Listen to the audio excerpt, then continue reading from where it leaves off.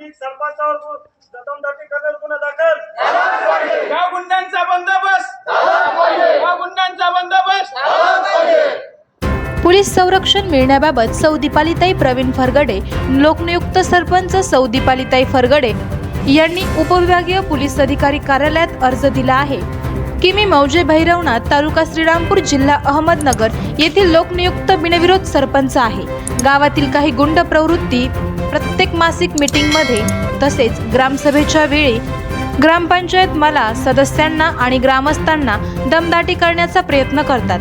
त्यामुळे आम्हाला ग्रामपंचायत कामकाज करणे अवघड झाले आहे. तसेच सरपंच या नात्याने मी काही बोलण्यास गेले तर मला जीवे मारण्याच्या धमक्या देतात. त्यामुळे मला ग्रामपंचायत कामकाज करण्यासाठी पोलीस संरक्षणाची आवश्यकता आहे.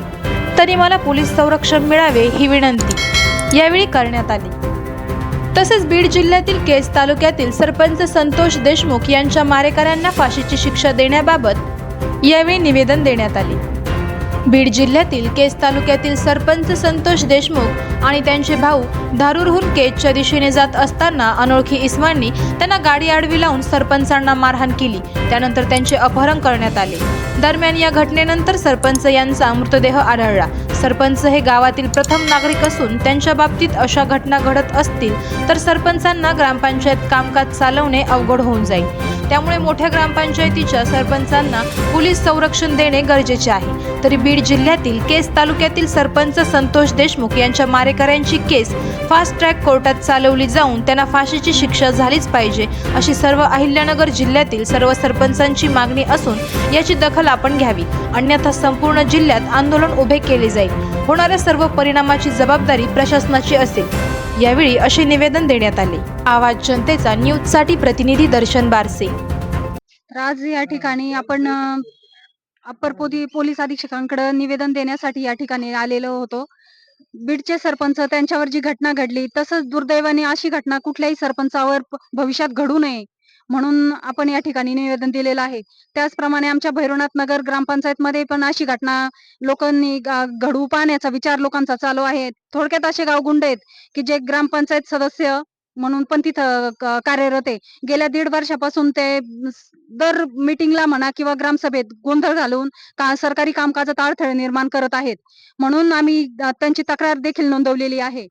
संतोष देशमुखांची हत्या केली, या हत्येचा मी सर्वप्रथम निषेध करतो आणि त्यांच्यावर चार्जशीट गेलेले आहे ते सगळे आरोपी या ठिकाणी अटक आहे.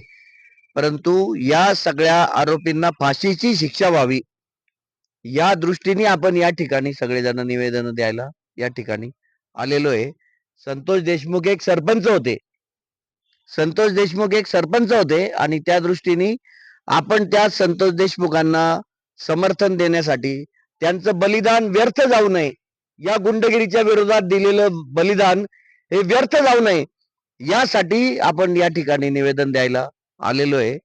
तशाच पद्धतीचा प्रकार या ठिकाणी दोन्ही ग्रामपंचायतीच्या ग्रामसभेमध्ये झाला.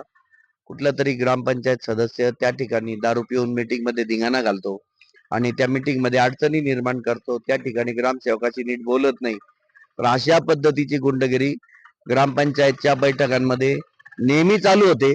याचा पूर्ण बंदोबस्त व्हावा यासाठी या ठिकाणी हे आज निवेदन देण्यासाठी आपण सगळेजण उपस्थित राहिलो.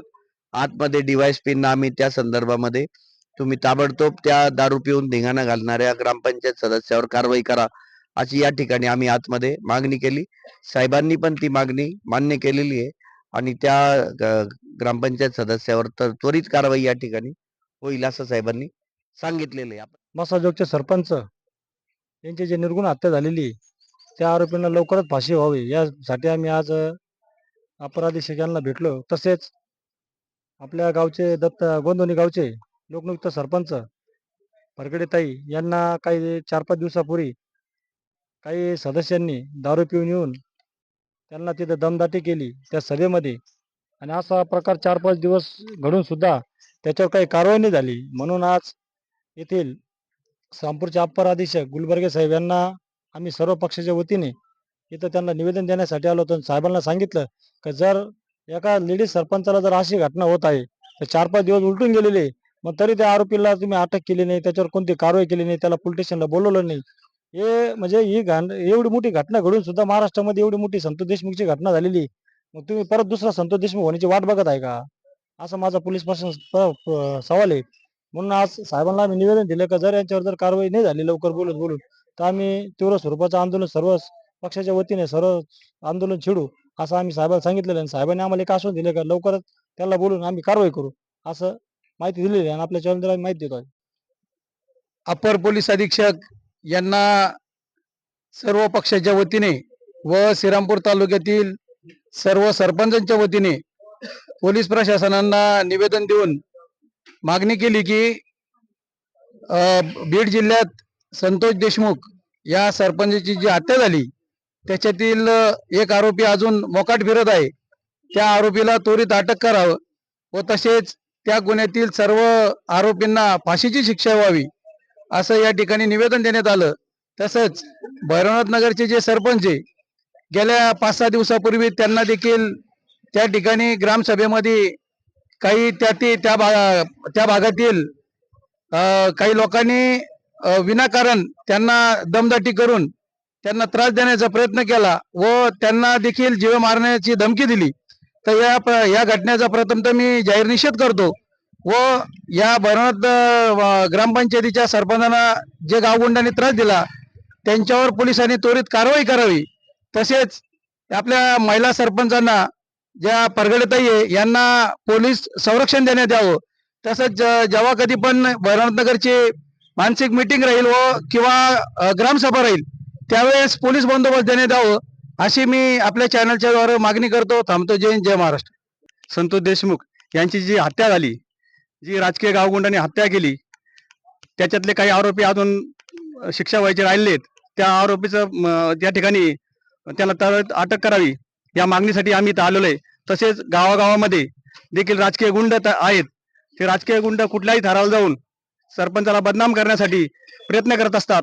तरी यांचा देखील बंदोबस्त गावागावचा या गुंडांचा बंदोबस्त व्हावा अशी देखील मागणी आम्ही पोलीस अधीक्षक अप्पर यांना मागणी केली आहे. ती मागणी मान्य त्यांनी आमची केली. निश्चितच या सर्व सरपंचाला या ठिकाणी आधार मिळाला आहे. ठिकाणी अपर पोलीस अधीक्षक साहेबांना निवेदन देण्यासाठी आलेलो होतो. मस्ताजोगचे सरपंच संतोष देशमुख यांची हत्या होऊन 3 महिने उलटलेले आहे तरी देखील मारेकऱ्यांना शिक्षा होत नाही आणि त्याच धर्तीवर या ठिकाणी भैरवनाथ नगरच्या सरपंच दीपालीताई फरगडे यांच्या मासिक सभेमध्ये असताना काही विरोधी सदस्यांनी येऊन आरेरावीची भाषा केली. त्यामुळे त्यांनी निवेदन देण्यासाठी आपले PI नितीन देशमुख सर यांच्याकडे निवेदन देऊन गेले होते.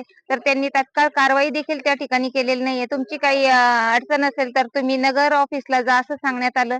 त्यामुळे आम्ही आज अपर पोलीस अधीक्षक यांना निवेदन दिलेलं आहे आणि त्या जिल्हा संघटनेच्या सरपंच जिल्हा संघटनेच्या त्या अध्यक्ष आहेत. त्यामुळे अशा सरपंचांना आपल्या पोलीस प्रशासनाकडून संरक्षण मिळावं मी ही विनंती इथे करते. करायचं आहे लाईव्ह कार्यक्रम किंवा आहे कसले आंदोलन जनसामान्यापर्यंत पोहोचेल आपला हक्काचा आवाज जनतेचा. बातमी व जाहिरातीसाठी संपर्क करा स्क्रीनवर दिलेल्या नंबरवर.